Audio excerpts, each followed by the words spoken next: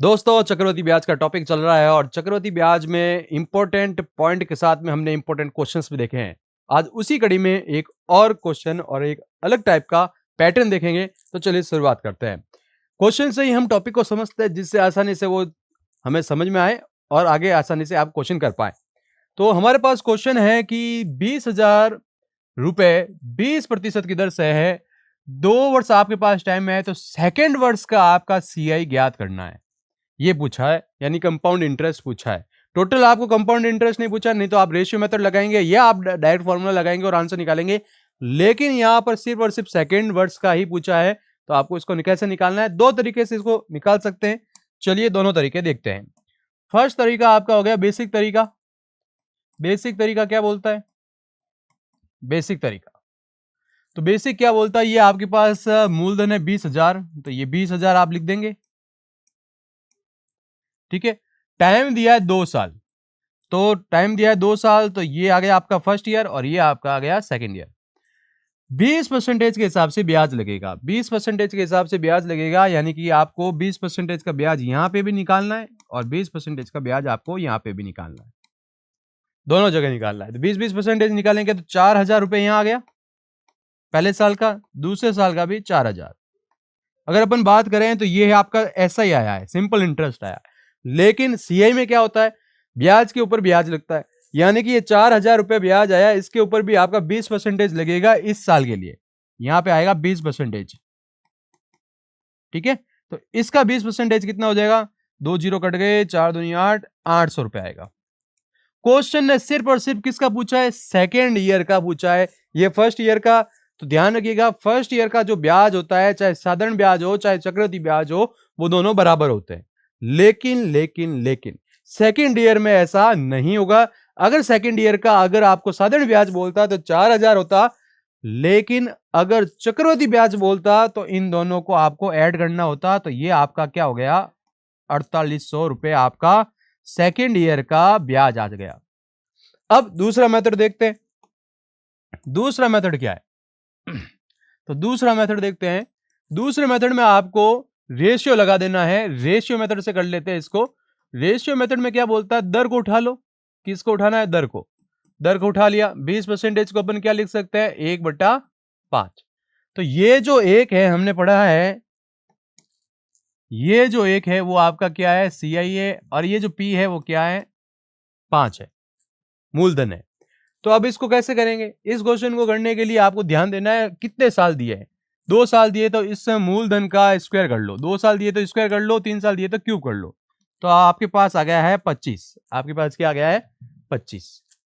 ठीक है। तो ये आपका पहले साल का, ये आपके दूसरे साल का।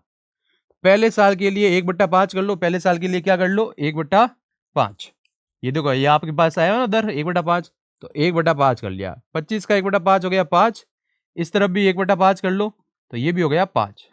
तो ये तो पहले साल का हो गया, ये दूसरे साल का हो गया। अब इसके ऊपर भी लगेगा 1/5, तो ये आपका कितना हो गया? 1। तो टोटल सेकेंड ईयर का आपकी वैल्यू कितनी आ गई? 6 आ गई। टोटल सेकेंड ईयर की वैल्यू कितनी आ गई आपके पास? 6 आ गई है। क्या आ गई है? 6। तो अब आप कैसे निकालेंगे? ये 6 लिखेंगे। आपने अमाउंट कितना लिया था? 25, तो ये आपका आ गया 25। और आपके पास अमाउंट कितना दिया हुआ है? 20,000 दिया हुआ है, तो ये 20,000। तो 25 8 200 होता है, तो यहाँ 800 आ गया। 8 संग 48 होता है, तो ये 4800 रुपए आपका यहाँ पर आंसर आ गया है। आप चाहे इससे करें, अगर ये करना चाहते हैं तो ये इजी कब तक रहता है? जब तक कि आपके पास ऐसे 20,000 30,000 40,000 वैल्यूज आए। अगर अलग संख्याएं आ गई, थोड़ी बड़ी संख्याएं आ गई, 1375 आ गया, तब कैलकुलेशन करने में प्रॉब्लम होती है। इसलिए वहां पर रेशियो मेथड लगा के सॉल्व कर लेना चाहिए, वरना आप इस बेसिक मेथड से भी क्वेश्चन सॉल्व कर सकते हैं। चलिए अगला क्वेश्चन देखते हैं। अगला क्वेश्चन क्या है? अगला क्वेश्चन ये रहा। अगले क्वेश्चन में आपके पास क्या दिया हुआ है? मूलधन पूछा है। ठीक है। और रेट आपके पास दे दी है। फिर आपके पास ये भी पूछा है। और ये देखिए, क्वेश्चन को ठीक ढंग से पढ़िएगा। मूलधन पूछा है, दो क्वेश्चन पूछ रहा है। ये तो मूलधन पूछ रहा है, साथ में सेकंड वर्ष का CI भी पूछ रहा है। 2 चीजें पूछी है। तो हमें पता है कि जब भी टाइम आता है 2 वर्ष, और जब भी ऐसा अंतर का आता है, तो अंतर के लिए हम फॉर्मूला लगाते हैं। हमें फॉर्मूला याद है, नहीं याद है तो पहले वाले वीडियो में बताया है, मूलधन दर बटा 100 की घात 2। मूलधन आपके पास नहीं है, दर आपके पास है 16 सही 2/3, 16 48, 48 और 2 हो गया 50/3%। तो जिसको आप लिख दोगे 50/300, 100 से गुणा करा दिया, स्क्वायर आ गया। अंतर आपका कितना आया हुआ है 500 का सॉरी, तो ये हो गया आपका 5 छंग 30। तो 500 इंटू ये 6 छंग 36 इधर आ जाएगा, बराबर में आ गया x। ठीक है, तो ये 2 जीरो आपके पास आ गए ऐसा कि ऐसे, 5 छंग 30, 5 3 15, यानी कि 18,000 रुपया आपका मूलधन आ गया। 18,000 आपका क्या आ गया है मूलधन। ठीक है, अब सेकंड ईयर की बात कर रहा है तो आप दोनों तरीके से कर सकते हैं, 18,000 लेके कर सकते हैं और शॉर्ट मेथड से भी कर सकते हैं। दर हमारे पास क्या थी, दर हमारे पास थी 1/6 के हिसाब से आ गया था, भिन्न बदल दिया था हमने।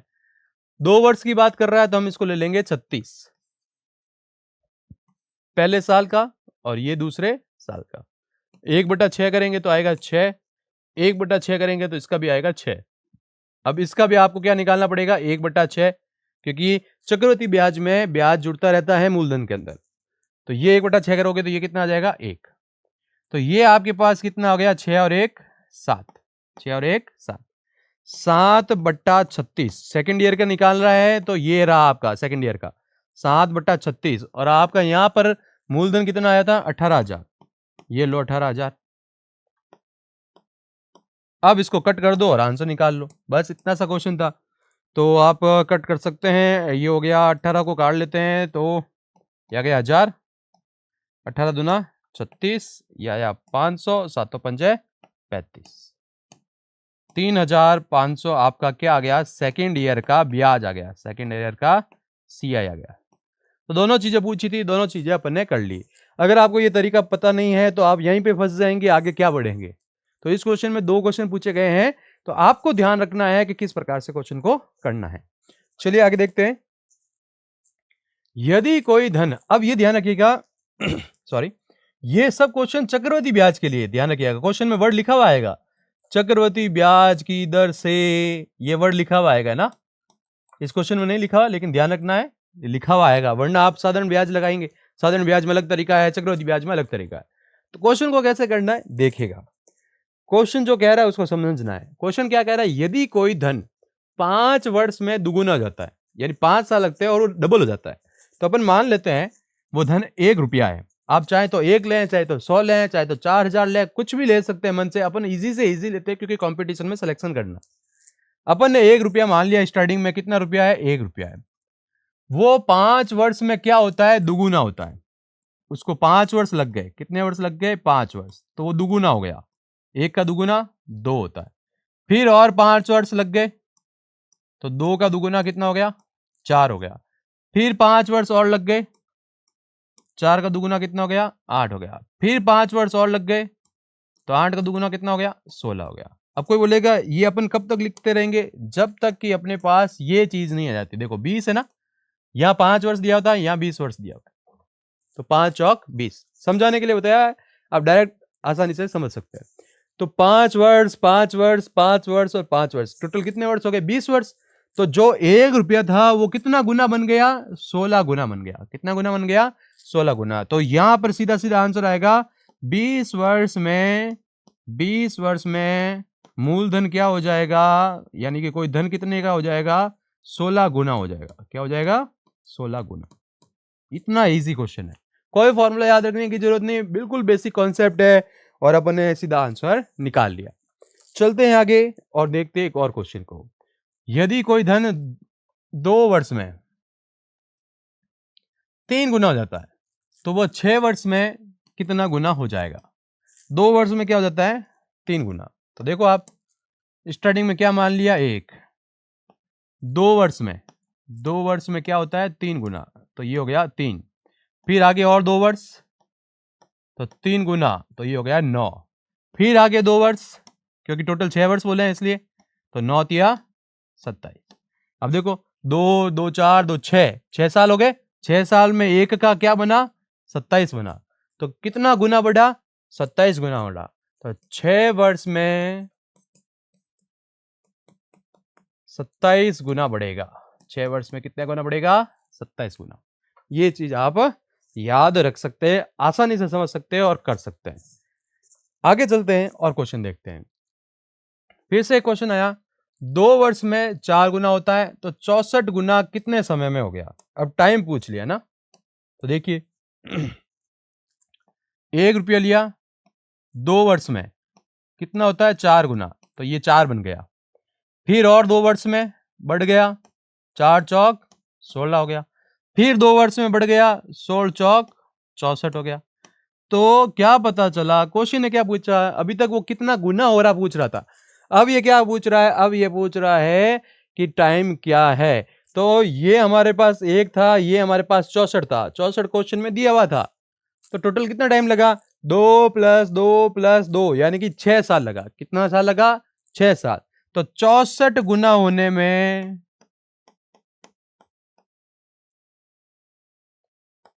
कितने साल लग गए? 2 + 2 + 2 यानी कि 6 साल। 6 वर्ष में वो 64 गुना हो जाएगा। ठीक है, तो ये चीज याद रखना है। सिंपल सा क्वेश्चन है। चलते हैं आगे। अब देखिएगा, ये क्वेश्चन दिया है, यदि कोई धन 4 वर्ष में दुगुना होता है तो 500 रुपए 20 वर्ष में कितने गुना हो जाएंगे? ये क्वेश्चन ने दिया है। ठीक है, तो यहां पर कोई धन 4 वर्ष में दुगुना होता है, तो अपन ने ले लिया 1। 4 वर्ष में क्या हो गया? 4 वर्ष हो गया, तो दुगुना हो गया, ये लो 2। ठीक है, फिर 4 वर्ष दुगुना हो गया, 2 दूनी 4। फिर 4 वर्ष, 4 दूनी 8। फिर 4 वर्ष, 8 दूनी 16। ठीक है, तो कितना हो गया? 4 4 8, 4 12 और 4 16, ये 20 वर्ष बोला है, तो एक और 4 वर्ष लेना पड़ेगा। तो ये हमारे पास कितना हो गया? 32। तो टोटल हमारे पास 20 वर्षों में, 20 वर्षा लिख दिया, वर्षों में, वर्ष कैसे लिखता? वर्षों में 20 वर्षों में 32 गुना हो जाएगा। 20 वर्षों में कितना गुना हो जाएगा? 32 गुना। तो यहां पर क्वेश्चन में मूलधन हमारे पास दिया हुआ है, यहां पर क्वेश्चन में मूलधन हमारे पास दिया हुआ है। कैसे निकालेंगे? निकाल लेते हैं। मूलधन हमारे पास कितना है? 500। तो 500 का 32 गुना कर देंगे अपन, सॉरी 50 लिख दिया, यहाँ पे 500 आएगा। तो 2 अंडे तो ऐसे कैसे अंडे लिख दिए, 5 दूनी 10, 0 हाथ से लगे 1, 5 × 15 और 1 16।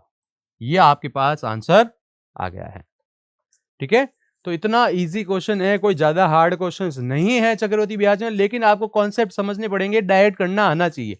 अगर इन्हीं क्वेश्चन को आप मेथड से करेंगे तो बहुत बड़ा लफड़ा होने वाला है। चलिए आगे देखते हैं।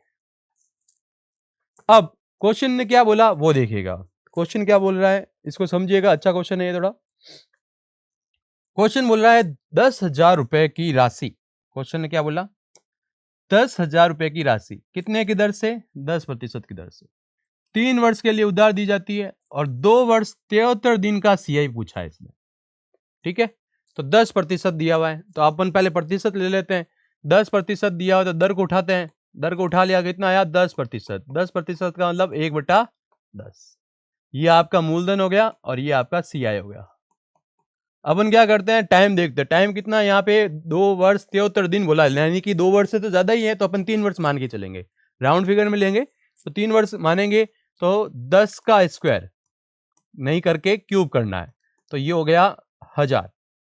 क्या हो गया? 1000। तो ये 1000 आ गया आपके पास, 1 2 3। अब 3 साल की बात कर रहा है तो आपको 3 जने लेने पड़ेंगे, ऐसे 3 जने, 3 साल की बात कर रहा है तो दर कितनी थी? 1/10 थी, 1/10। तो 1000 का 1/10, इसका भी 1/10 और इसका भी 1/10। 1000 का 1/10 करेंगे तो 100, यहाँ पे भी आएगा 100, यहाँ पे भी आएगा 100। तो ये तो आपका क्या है? एसआई है, ये आपका क्या है? एसआई, सिंपल इंटरेस्ट है। ठीक है, अब सीआई निकालने के लिए क्या होता है? हर साल ब्याज के ऊपर ब्याज जुड़ता है, तो इसका ब्याज 1/10, 1/10 कितना हो जाएगा? 10। वो यहां पे भी जुड़ेगा और यहां पे भी जुड़ेगा। ठीक है, आगे वाले में जुड़ता है।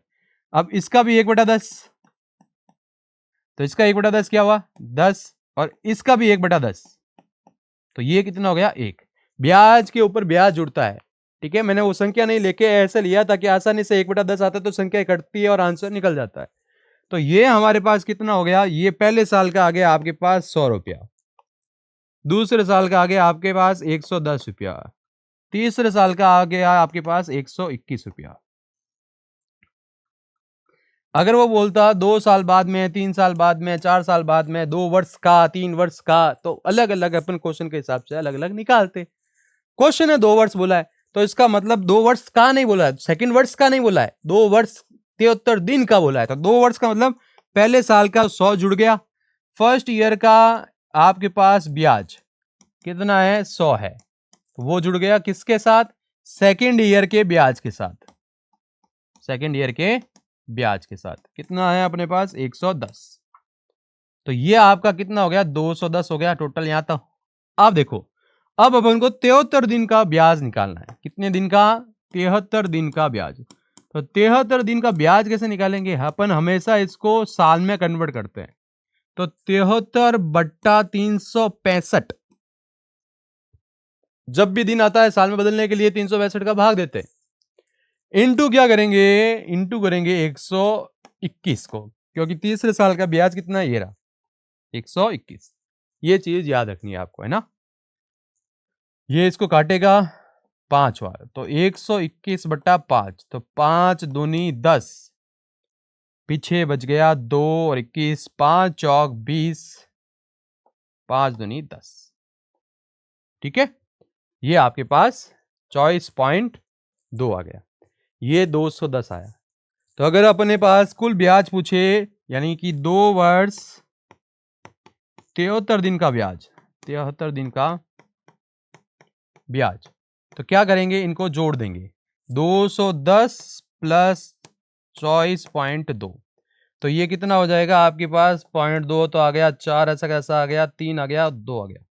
लेकिन ये आंसर नहीं है, ऐसा कमेंट में आप मत लिख देना कि यही आंसर है, क्योंकि ऑप्शन में जो आपके एग्जाम होगा ना, एग्जाम के अंदर जो ऑप्शन होगा, तो वहां पर आपके पास ये ऑप्शन भी दिया हुआ रहेगा 234.2, और वहां पर आप ये टिक करके आएंगे तो ये गलती है सबसे बड़ी आपकी। क्यों, क्योंकि अपन ने ये रेशियो मेथड से सॉल्व किया है, अपन ने किसको लेके किया, 1000 को लेके किया, जबकि यहां पे कितनी वैल्यू है 10,000 है, कितनी है 10,000। इसका मतलब 1 मिनट ज्यादा लग रहा है, अपने 1000 के ऊपर बात की थी, अब बात कर रहे हैं 10,000 के ऊपर। तो 10,000 की बात कर रहे हैं तो इसको 10 से गुणा कराएंगे तो 2 3 4 2, ये आपका आंसर आएगा, ना कि ये आएगा। ये किसके लिए, ये 1000 पर है, ये किसके ऊपर है 1000 पर। तो 10,000 पर ब्याज निकालेंगे तो इसका मतलब 10 से गुणा करना है, तो अपने पास पॉइंट आगे खिसक जाएगा और अपने पास ये आंसर आ जाएगा। तो इस टाइप का ये क्वेश्चन है, और यहां पर अपने पास इस क्वेश्चन को करने के साथ साथ में हमने कुछ और भी इंपॉर्टेंट पॉइंट देखे थे, एक बार रिवाइज करते हैं, जिससे आपको हमेशा चक्रवृद्धि ब्याज इजी रहेगा। तो ध्यान ये रखना है कि चक्रवृद्धि ब्याज में जब भी क्वेश्चन आते हैं तो फॉर्मूले के बजाय आपको क्या लगाना है, रेशियो मेथड लगाना है। रेशियो मेथड कहां से लगाया जाता है, दर को पकड़कर लगाया जाता है, दर को पकड़कर ये लगाना है, ठीक है। यहां पर जैसे एग्जांपल के तौर पे 20% बता रहा हूं, तो ये हो गया आपके पास 20% का मतलब क्या होता है 1/5, तो ये आपका क्या हो गया CI, और ये आपका क्या हो गया P, यानी कि मूलधन और चक्रवृद्धि ब्याज। मिश्रधन निकालना है तो 5 में 1 जुड़ जाएगा, 6 हो जाएगा, ठीक है।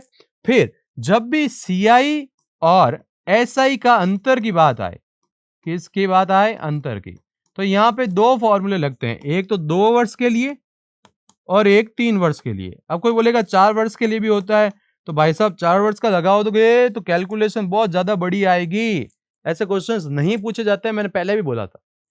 तो अब 2 वर्ष का बोलता है तो अंतर का फॉर्मूला क्या हो गया, याद रखिएगा, साथ साथ में याद हो जाएगा, याद है तो बहुत अच्छी बात है, फिर भी वापस रिवीजन कर लीजिएगा। मूलधन इंटू दर बटा 100⁻², और यहां पर अगर अंतर निकालना है तो आपके पास क्या आ जाएगा, मूलधन इंटू दर बटा 100⁻², और 300 प्लस दर बटा 100, ये फॉर्मूला याद रखना है।